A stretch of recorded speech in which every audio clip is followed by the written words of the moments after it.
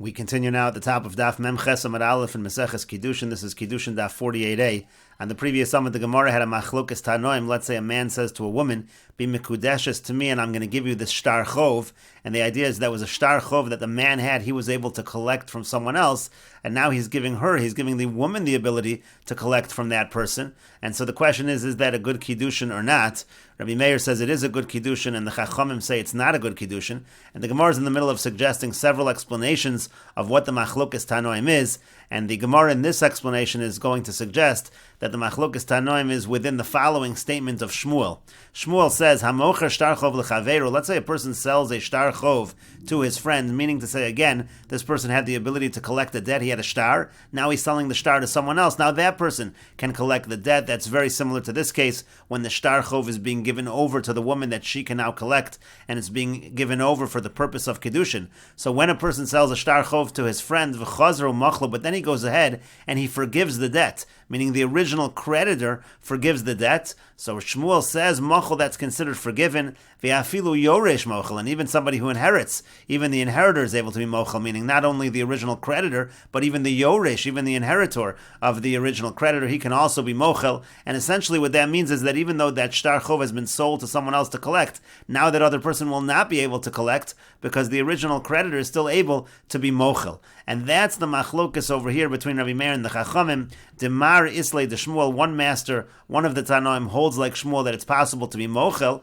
Umar Leslay de Shmuel, and the other one does not hold like Shmuel. And the idea is that if it's possible to be mochel, so then he's not really giving her anything because he can be mochel the debt. But if it's not possible to be mochel, so then it would be a good kiddushin.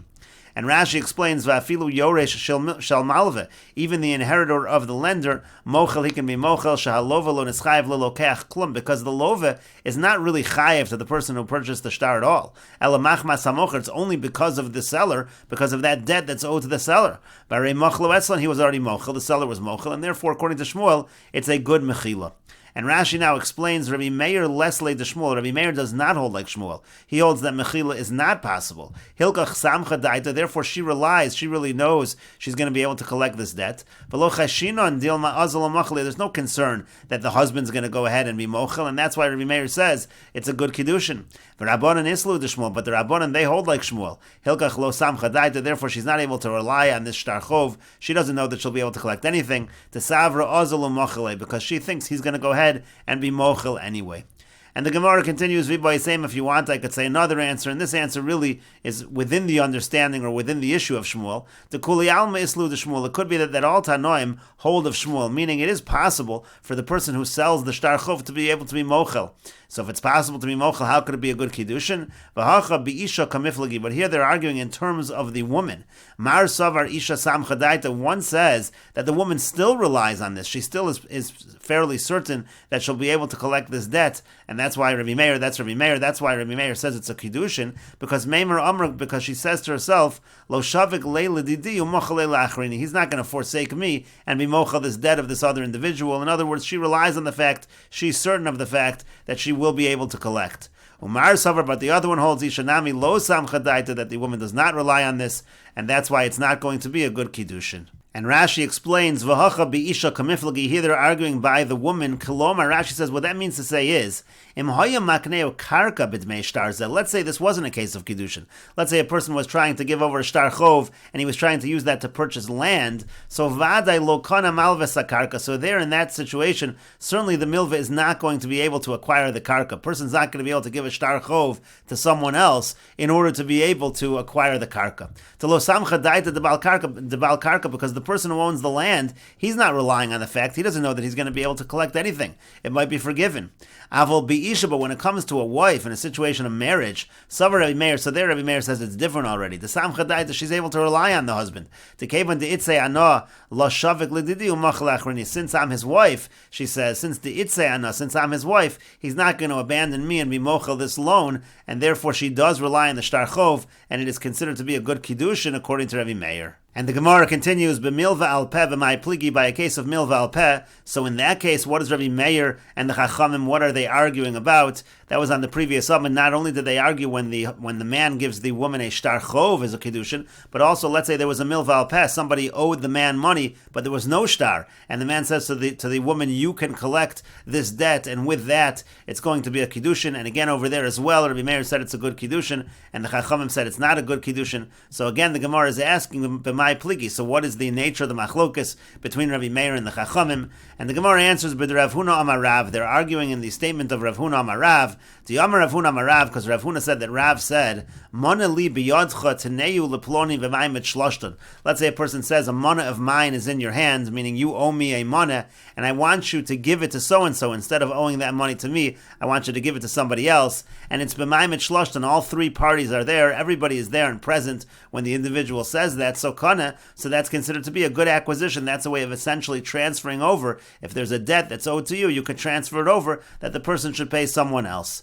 And the Gemara says, Mar Savar, one holds, Ki Amar Rav, when did Rav say there's such a thing as Maimet Shloshton Hani Mili B'Pikadon? That's only true by a deposit. A person can say this deposit, that specific item that you owe me, you should give to someone else. Avol Mil Velo, but by a loan it would not work. Umar Savar, and the other one holds Loshna Milva Veloshna Pikadon. It doesn't matter whether it's a Milva or a Pikadon, it is going to be effective. And essentially the Gemara is saying that's Rabbi Meir's shita. Rabbi Meir says, since Maimet Shloshton works even by a Milva, so therefore it's going to be effective. That Maimet Shloshton by Milva is going to be effective to create a Kiddushin as well. And Rashi explains, b'mayim shloshon, if it's in the presence of all three of them, Amar Lokain, that's how he says it to him, so kana that works.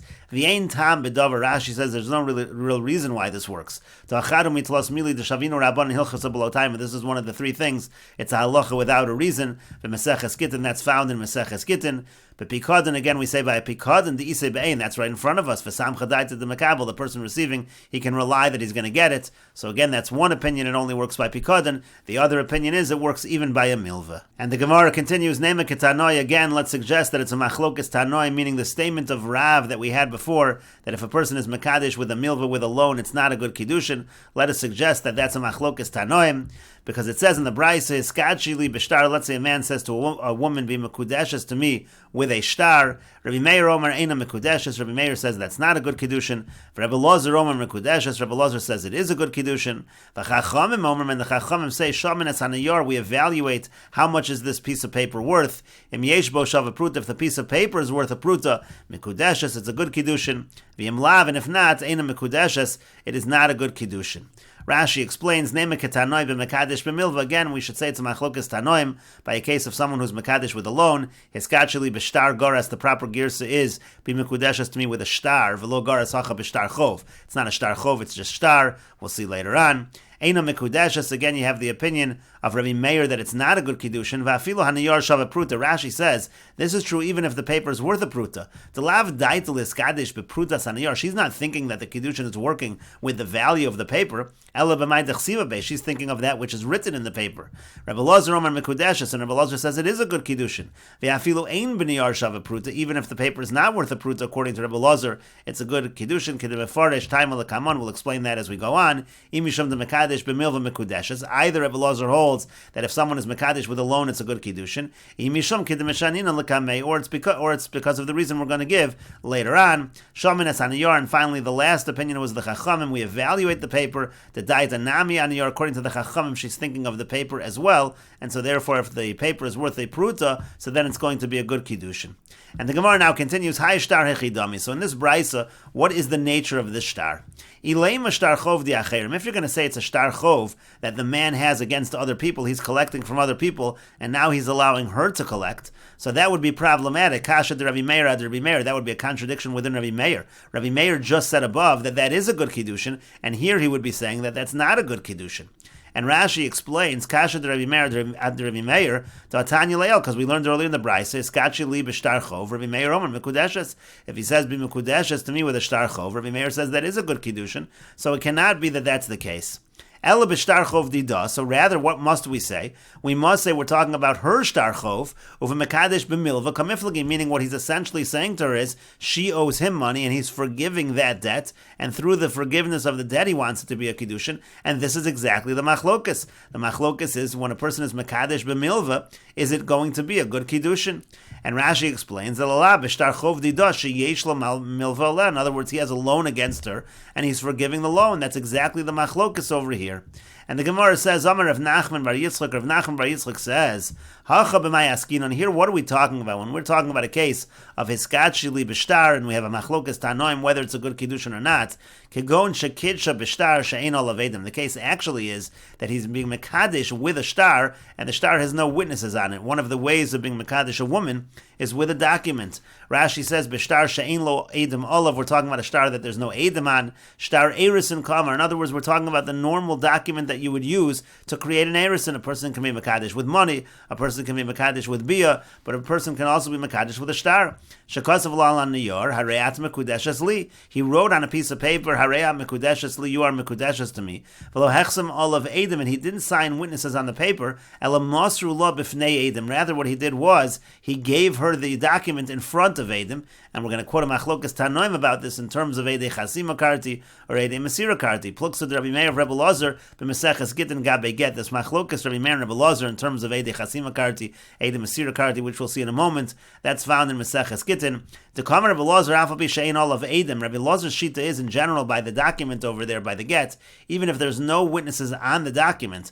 Ela nasnu la b'fnei edim, but he gives her the document in front of witnesses. Kosher, that's considered kosher, meaning the edim that create the document that it's effective are the edim that are there and they witness the mesira, they witness the transmission of the document. She'eino edim chos mem ala get ela memnei tikkun olam. According to Rebbe Lazar, the only reason witnesses sign a get is because of tikkun olam. That's for the betterment of the world. It's good to have signatures on documents, but really it's edim mesira karti. It's the edim that are there by the transmission that make it an effective document.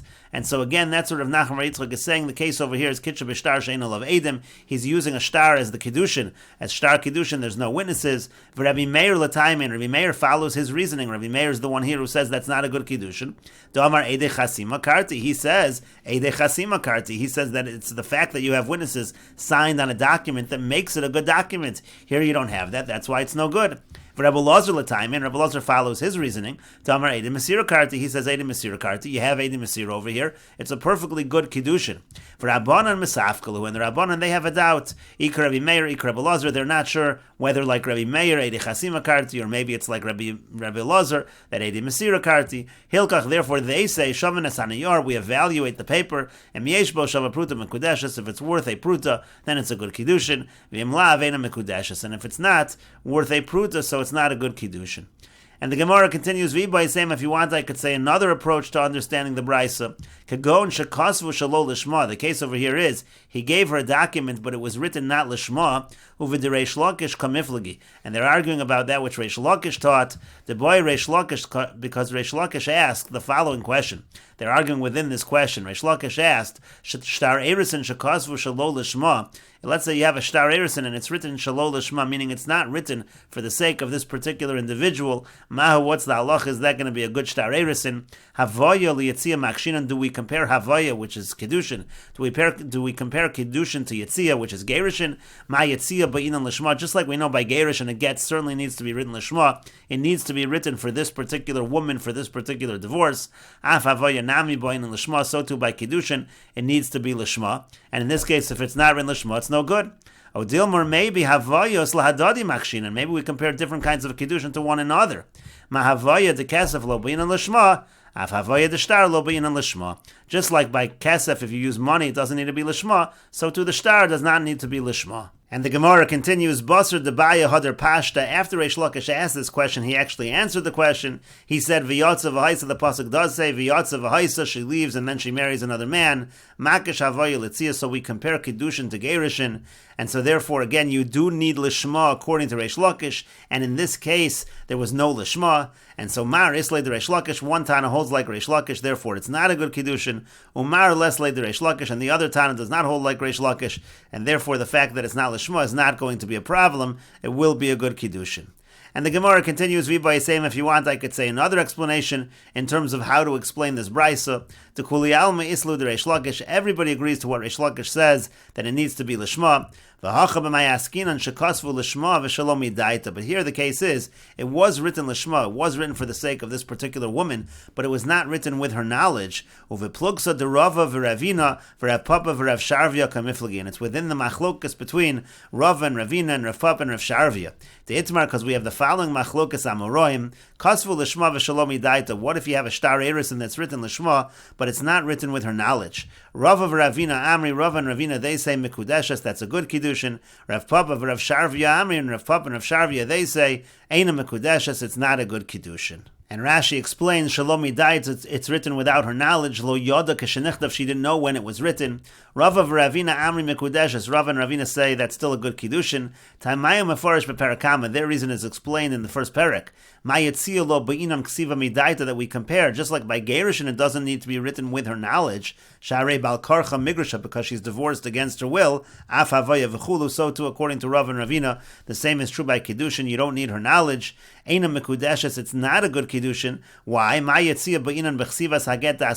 reason why those who say, the reason why Rav Papa and Rav Sharvia say that it's not a good Kiddushin, that you require her knowledge, is because just like by divorce, you do need the das of the person who's being makna. In that case, the Hainu Baal, that's actually the husband. By divorce, the husband is being makna the woman. Shemakna eso isha liatzma beget zeh. He's being makna the woman to herself. That's how she's leaving the marriage, and she's going under her own authority. That's what he's doing with that get. And so we compare it from that perspective. Af havaya, so too when it comes to Kiddushin, but inan das makna, you must have the das of the person being makna. In the case of Kiddushin, the makna is the woman. V'hi isha, that's the woman, shemakna esatzma, lebal b'shtar zeh, because through the shtar, she's being makna herself to the husband, and therefore, according to that opinion, again, that's according to the opinion of Rav Papa and Rav Sharvia, you do require her das.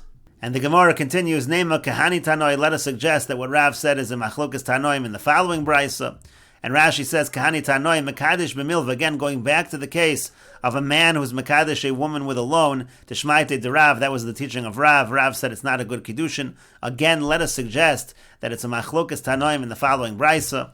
The Tanya, as we learned in a brisa, and the case over here is where a woman gives gold to a goldsmith, and she says to him, Asei li shirim, make for me out of this gold bracelets, nizomim v'tabos, earrings and rings, v'kadesh ani lach, and then instead of paying you for the jewelry, it's going to be a Kiddushin. When I receive this jewelry, that should be a good Kiddushin.